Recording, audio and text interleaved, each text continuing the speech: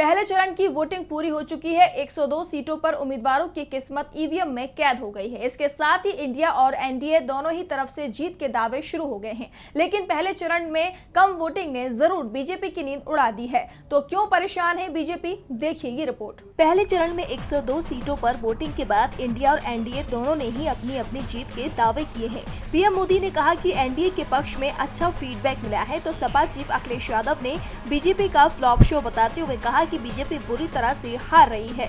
आप सांसद संजय सिंह ने कहा कि पहले चरण की 102 सीटों पर इंडिया के पक्ष में एक तरफा नतीजे आ रहे हैं, आगे भी ये सिलसिला बना रहेगा। तो दूसरी तरफ वोटिंग को लेकर जो आंकड़े सामने आए हैं, उसने बीजेपी की नींद जरूर उड़ा दी है। नए सिरे से रणनीति तैयार हो रही है। दरअसल बीजेपी की चिंता इतिहास ने बढ़ा रखी है। 1980 के बाद से जब भी देश में मतदान घटा है, देश की सत्ता में बदलाव हो गया है।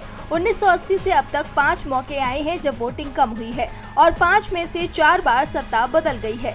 बीजेपी की सबसे ज्यादा चिंता तो इसीलिए बढ़ गई है कि 2019 में जहां उसे ज्यादा सीट मिली वहां वोटिंग कम हुई और जहां हार मिली वहां वोटिंग ज्यादा हो गई। ये आंकड़े बीजेपी को डरा रहे हैं। दरअसल 1980 के चुनाव में मतदान प्रतिशत गिरा था, जो 1977 के मुकाबले में 1980 में वोटिंग 5.5% कम हुआ। तो जनता पार्टी की जगह कांग्रेस सत्ता में आ गई। इंदिरा गांधी ने सत्ता में वापसी कर ली। इसके बाद 1989 में 2.6% वोटिंग कम हुई, तो राजीव गांधी सत्ता से बाहर हो गए और जनता दल के वीपी सिंह पीएम बन गए। अगले ही चुनाव में 1991 में वोटिंग 5.22% घटी, तो कांग्रेस ने जनता दल से सत्ता छीन ली। 2004 में 1.92% वोटिंग कम हुई, तो अटल बिहारी वाजपेयी की सरकार सत्ता से बाहर हो गई और मनमोहन सिंह के नेतृत्व में यूपीए की सरकार बन गई। सिर्फ 1999 में एक मौका ऐसा आया था जब 1.98% कम वोटिंग के बावजूद अटल बिहारी के नेतृत्व वाली एनडीए की सरकार बच गई थी।